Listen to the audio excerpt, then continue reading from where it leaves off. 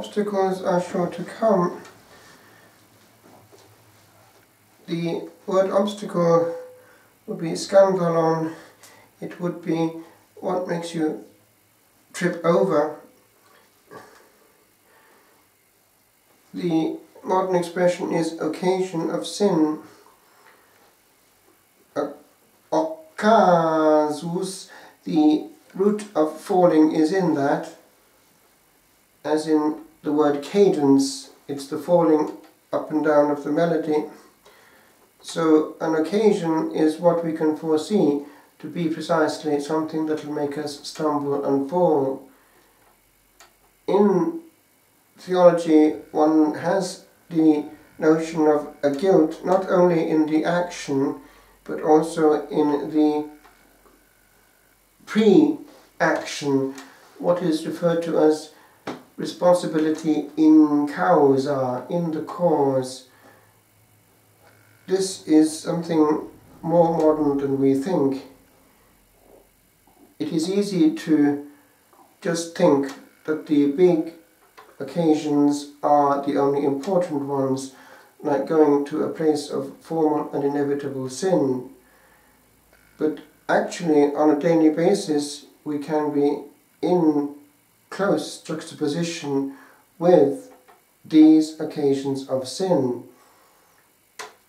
In a person's pocket who has access to the outside world through a smartphone, in that is all the plethora of the outside world. And even though it's only a small gadget, it contains the outside world. And in there, therefore, there is that bomb.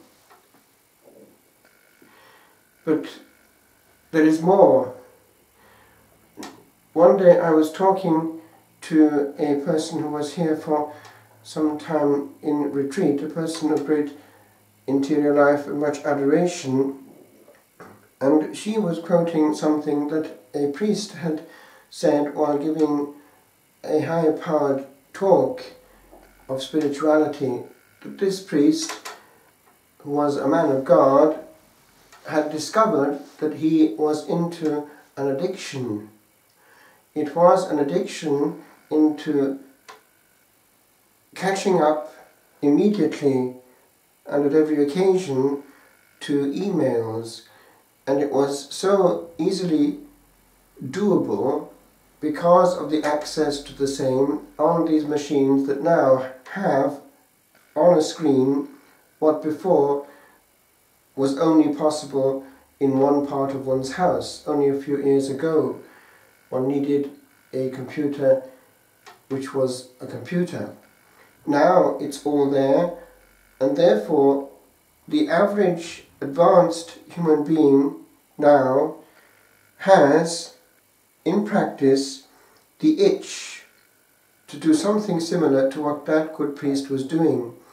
As soon as there is a moment alone, he will catch up on lost time, lest there be a single moment wasted, and will therefore open up that machine, and then what? Without realizing it, he will have cancelled yet again his solitude, his access to himself, to his God, to just simple silence and emptiness. It's a waste of time.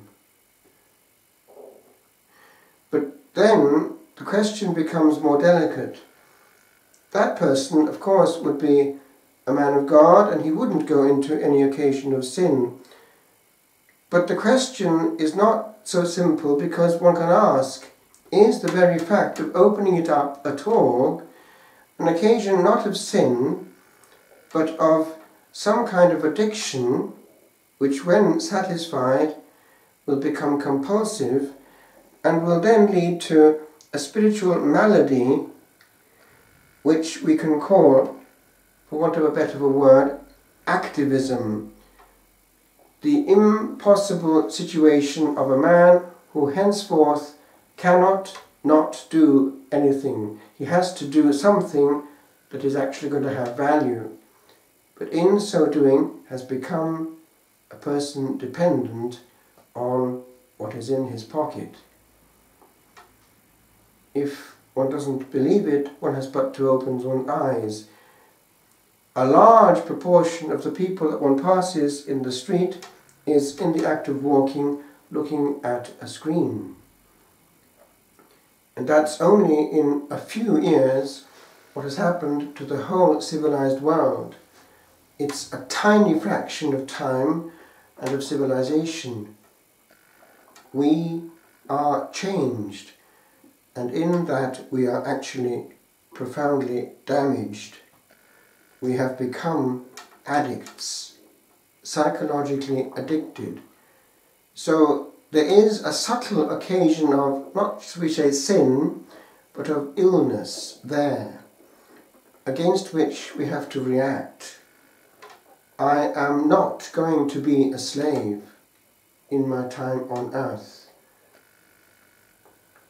So let's ask for the grace to be aware of the dangers that menace our soul at every moment.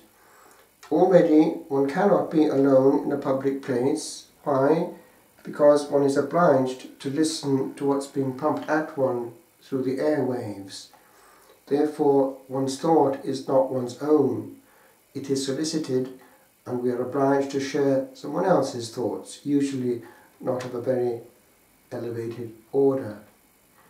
So if even in our solitude we opt for more of the same, we have become incapable of being within our soul.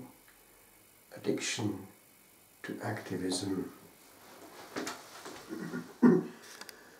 There is a place where peace and mercy meet, where humankind the rays of Godhead can in darkness greet, and healing find.